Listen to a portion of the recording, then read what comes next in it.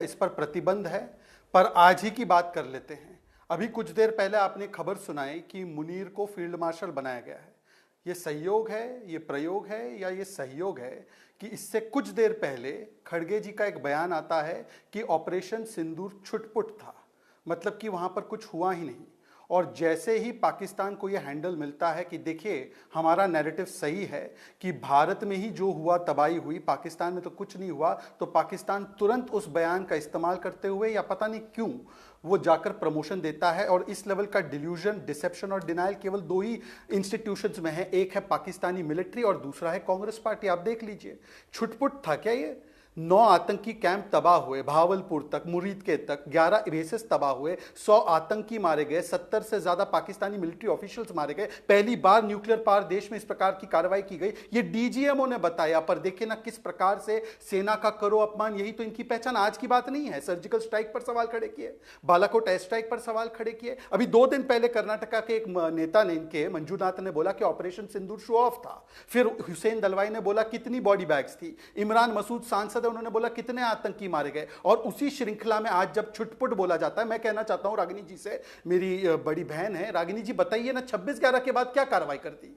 वहां तो फली मेजर साहब ने बोला था ना कि ये आतंकी कैंप है, इस पर जाकर धावा बोलना है, तो क्या कार्रवाई की जरा बता दीजिए हमको, अगर ये छुटपुट लग रही है तो आपको। दूसरी बात मैं पूछना चाहता हूं कि ये लगातार एक पैटर्न रहा है। और देखिए, एक नोट कीजिए, जैसे ही हमारी सुपीरियर एयर डिफेंस और सुपीरियर एयर अटैकिंग कैपेबिलिटीज की पूरी दुनिया ने वखान किया, अंजना जी आपके चैनल पर भी कूपर साहब, रूबिन साहब, क्या इनके ही जो अखबार इनको पसंद है एनवाईटी और वापो, ये दोनों ने भी माना, तो तब चाइनीज के गुड्स के ऐसे शेयर गिरे, तो कैसे एक सवाल और नैरेटिव क्रिएट किया जाए कि भारत की जो है इस पूरे ऑपरेशन में जो है बहुत बुरी हार हुई और पाकिस्तान जो है वो बहुत अव्वल नंबर पर आया।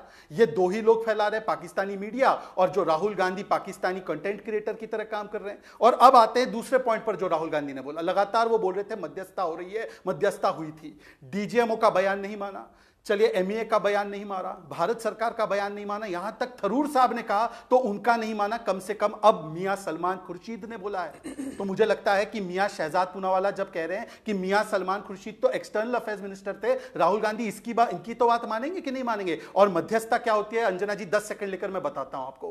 पहली बार जब 1948 में कश्मीर को इंटरनेशनलाइज करने चले जाते हैं वल्लभ भाई पटेल के खिलाफ जाकर, वो इंटरनेशनलाइज होता है। जब आप जाते हैं और आईडब्ल्यूटी में वर्ल्ड बैंक का हस्तक्षेप चाहते हैं और आज वही वर्ल्ड बैंक भारत आता है तो बोलता है मेरा कोई लेना देना नहीं, सस्पेंड कर दीजिए, ये मध्यस्थता होती है। जब 1966 में ताशकेंत में जाकर आप सोवियत यूनियन द्वारा ब्रोकर डील को साइन करवाने के लिए लाल बहादुर शास्त्री को फोर्स करते, या जब राहुल गांधी विदेशी धरती पर जाकर कहते हैं US and UK are the guardians of democracy, हमारी डेमोक्रेसी समाप्त हुई है, इंटरवीन कीजिए, या निकोलस बर्न्स को कहते हैं, यह हस्तक्षेप होता है। विदेशी नेताओं में तो बड़ा यकीन है, चलिए कम से कम अब मियां सलमान खुर्शीद, और मैं मियां जो है वो बहुत ही आदर से बोल रहा हूं, मैं भी मियां हूं, तो रागिनी जी इस पर बखेड़ा मत खड़ा कर देना, वैसे आपके पार्टी में बहुत सारे बखेड़ा खड़े करने वाले लोग हैं। ठीक है रागिनी जी, देखिए ये एक सच्चाई है कि ऐसे वक्त पर कुछ सवालों से बचना चाहिए।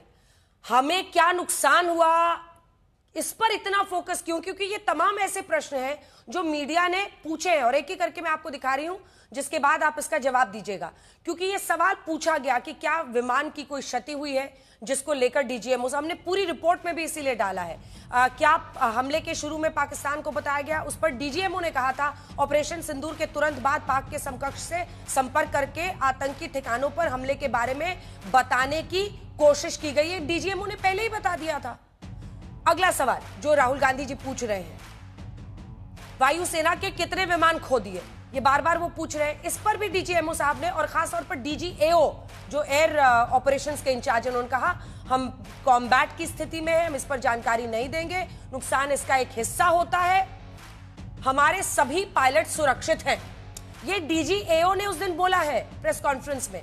अगला सवाल जो पूछ रहे हैं, क्योंकि इन सवालों के जवाब जब दिए जा चुके हैं, ट्रेड की धमकी देकर ट्रंप ने सैन्य विराम करवाया क्या, यह भी आपकी पार्टी का सवाल है, जिस पर जायसवाल साहब ने कहा था ऑपरेशन सिंदूर में सैन्य विराम तक भारतीय और अमेरिकी नेताओं के बीच उभरते सैन्य हालात पर बातचीत होती रही और उन्होंने कैटेगोरिकली डिनाई किया कश्मीर पर हम किसी का इंटरफेरेंस बर्दाश्त नहीं करेंगे। जब इन सवालों के जवाब विदेश मंत्रालय, आर्मी खुद दे ही रही है, तो सिर्फ पॉलिटिकल ब्राउनी के लिए क्या इस तरह के संवेदनशील मुद्दों को उठाकर इस वक्त अच्छा है देश के लिए?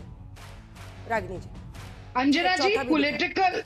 पॉलिटिकल ब्राउनी पॉइंट्स कौन स्कोर करना चाह रहा है देश में? ये तो ट्रेन की टिकट पर ऑपरेशन सिंदूर के साथ छपी हुई मोदी जी की फोटो बता रही है। पुलवामा के शहीदों के नाम पर किसने वोट मांगा था, ये मुझे लगता है कि देश की जनता अभी भूली नहीं है। बहरहाल, आपने बहुत सारे सवाल पूछे, 1 मिनट की बात मैं अपनी कहूंगी, फिर आपके तीनों सवालों का मैं जवाब देती हूँ।